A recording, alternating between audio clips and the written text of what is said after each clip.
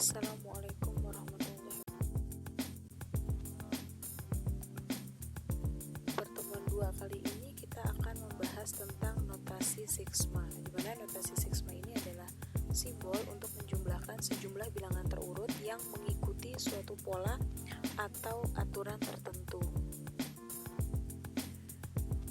Notasi sigma di sini dituliskan dengan I sama dengan 1 sigma sampai ke N. Aturan penjumlahannya, misal di sini ada I sama dengan 1 sampai ke N, buka kurung XI ditambah YI ditambah ZI tutup kurung. Jadi di sini kita tambahkan X ke I, Y ke I, Z ke I sampai X ke N, Y ke N, dan Z ke N. Lalu yang B, I sama dengan 1 sigma sampai ke N, ada bilangan konstan dikalikan I, di mana bilangan konstan ini nanti akan dikalikan XI sampai dengan ke N.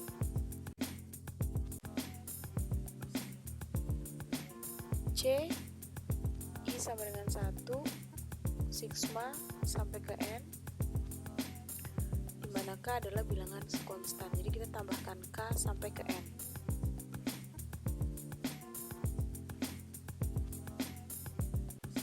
D, I sama dengan 1 sigma ke N, XI dikurang K dikuadratkan sama dengan I adalah 1 sigma sampai ke N, jadi kita jabarkan dulu. XI dikurang K dikuadratkan, jadi XI kuadrat dikurang 2K dikali X ditambah K kuadrat. Lalu yang ke E, I sama dengan 1 sigma N, buka kurung YI dikurang A dikurang BXI tutup kurung. Kita jabarkan lagi, I sama dengan 1 sigma ke N, YI dikurang N dikalikan A dikurang B, I sama dengan 1 sampai ke N, lalu dikalikan dengan XI-nya.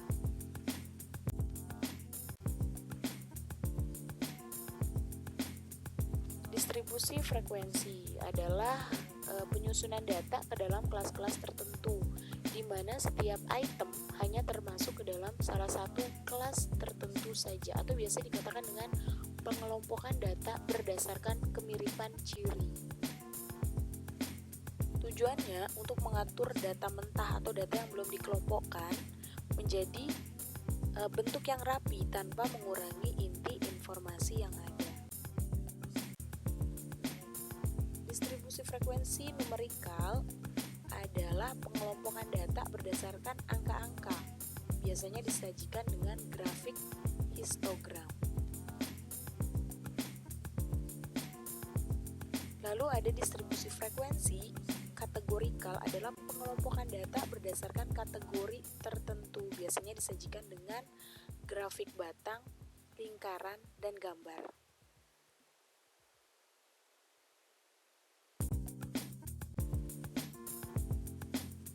Istilah dalam distribusi frekuensi. Yang pertama ada kelas. Kelas atau class adalah pengelompokan data yang dibatasi dengan nilai terendah dan nilai tertinggi yang masing-masing dinamakan batas kelas. Di mana batas kelas ada batas bawah kelas dan batas atas kelas. Lalu ada batas kelas atau class limit, adalah nilai batas pada tiap kelas dalam sebuah distribusi, terbagi menjadi step class limit dan class boundaries, atau dikatakan dengan kelas dibagi menjadi dua, ada state class limit dengan class boundaries.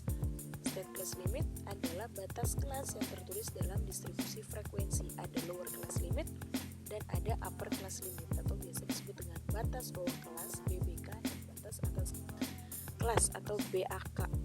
Lalu yang selanjutnya, class boundaries adalah tepi kelas. Kelas yang sebenarnya terdiri dari lower class boundary dan upper class boundary, batas bawah kelas dan batas atas kelas.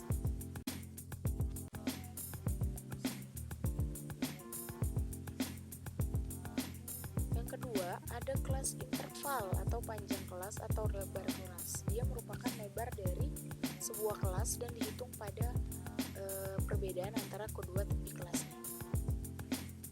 Lalu ada midpoint atau class mark atau titik tengah, merupakan rata-rata hitung dari kedua batas kelasnya atau tepi. Penyusunan distribusi frekuensi. Yang pertama dengan menggunakan Mamba array atau data terurut. Yang kedua, kita tentukan range-nya, di mana range adalah R sama dengan X max dikurang X min. Adalah selisih antara nilai yang terbesar dengan nilai yang terkecil. Contohnya di sini kita mau cari range-nya, jadi kita urutkan datanya dulu dari yang terbesar sampai yang terkecil. Yang terbesar adalah 94, yang terkecil adalah 25. Maka hasilnya 94 dikurang 2. Menentukan banyaknya kelas dengan menggunakan rumus Sturges. K sama dengan 1 ditambah 3,3 log N, di mana K adalah banyaknya kelas dan N jumlah data yang diobservasi. Kita hitung dulu jumlah kelasnya. Jumlah kelasnya ada 65, berarti 1 ditambah 33 log 65. Jadi 1 ditambah 3,3 dikali 1,8 sama dengan 6,9. 6,9 mendekati 7. Jadi jawabannya adalah 7. Menentukan interval kelas. Interval adalah R dibagi K, di mana R adalah range dan K adalah nilai konstannya atau Sturgesnya ya.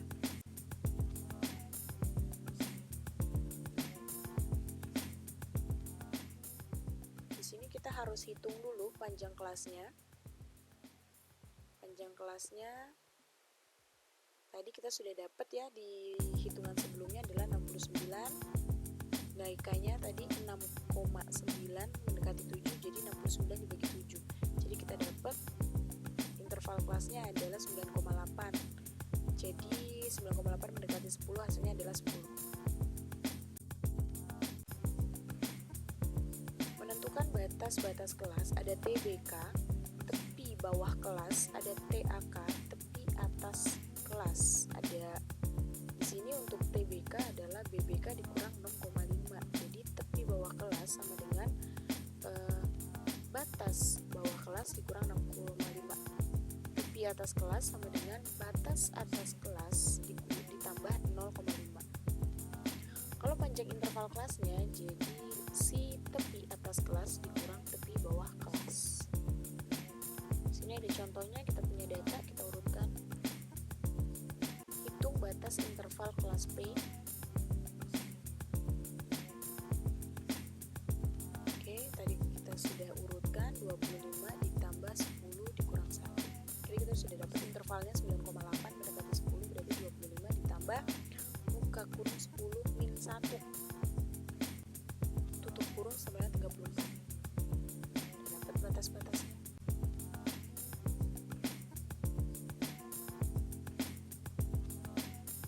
Kita punya data di sini. TBK-nya adalah batas bawah kelas dikurang 0,5. 25 dikurang 0,5 sama dengan 24,5. Tepi atas kelas sama dengan batas atas kelas ditambah 0,5. Hasilnya adalah 34 ditambah 0,5 sama dengan 34. Menentukan titik tengahnya adalah setengah buka kurung batas atas kelas ditambah batas bawah kelas tutup kurung. Ada 3 cara, tapi kita gunakan yang satu ya. Titik tengah kelas sama dengan setengah dikali buka kurung batas bawah ditambah batas atas tutup kurung. Jadi di sini setengah buka kurung 24,5 ditambah 34,5 tutup kurung.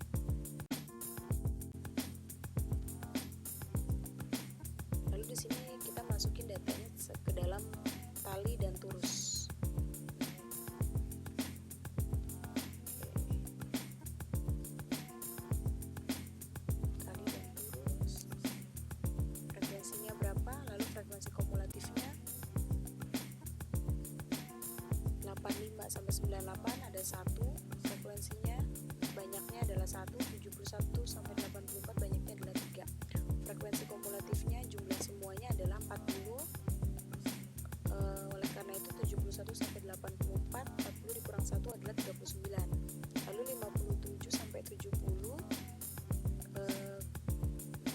adalah 39 dikurang 3 dari frekuensi 71 dikurang 84 dan seterusnya. Itu yang dinamakan dengan kolom tali dan turun. Di sini contoh ada data mentah yang belum dikelompokkan dan nilai ujian statistik mampu mahasiswa ditanyakan, buatlah distribusi frekuensi untuk data di atas. Oke. Angkanya kita urutkan dan ada banyaknya berapa. Di sini ada 25. Banyaknya adalah 2, 30 banyaknya 1, 32 banyaknya 2, dan seterusnya.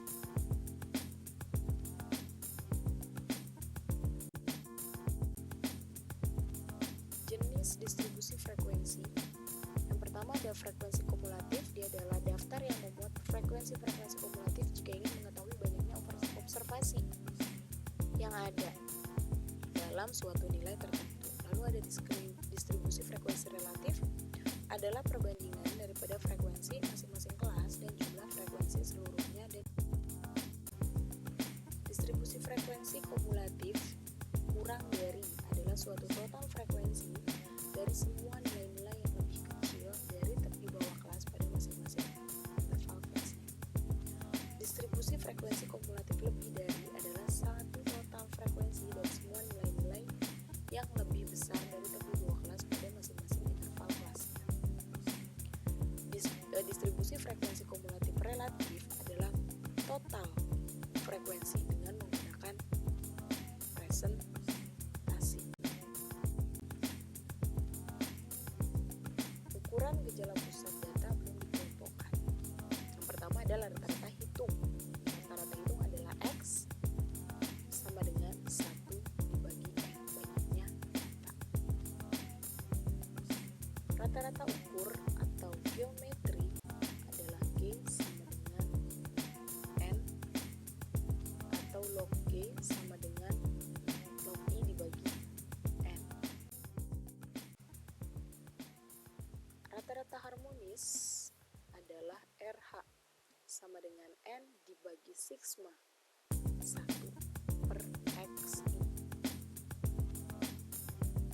Rata-rata tertimbang atau X sama dengan sigma XI kali WI dibagi sigma kali W. Median adalah suatu ukuran pemusatan yang menempati posisi tengah jika data diurutkan menurut pesan.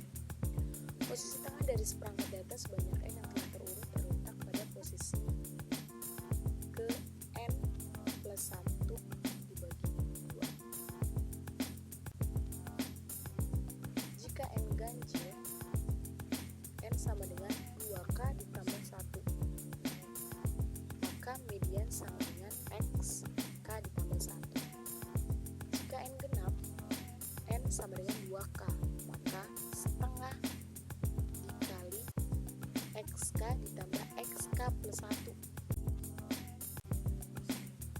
Modus adalah nilai yang paling sering muncul dari serangkaian data atau yang mempunyai frekuensi paling tinggi. Kuartil adalah fraktil yang membagi seperangkat data menjadi 4 bagian yang sama.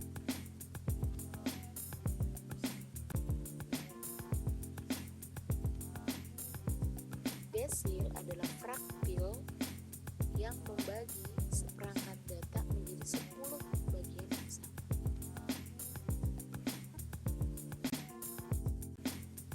Persentil adalah fraktil yang membagi seperangkat data menjadi 100 bagian yang sama.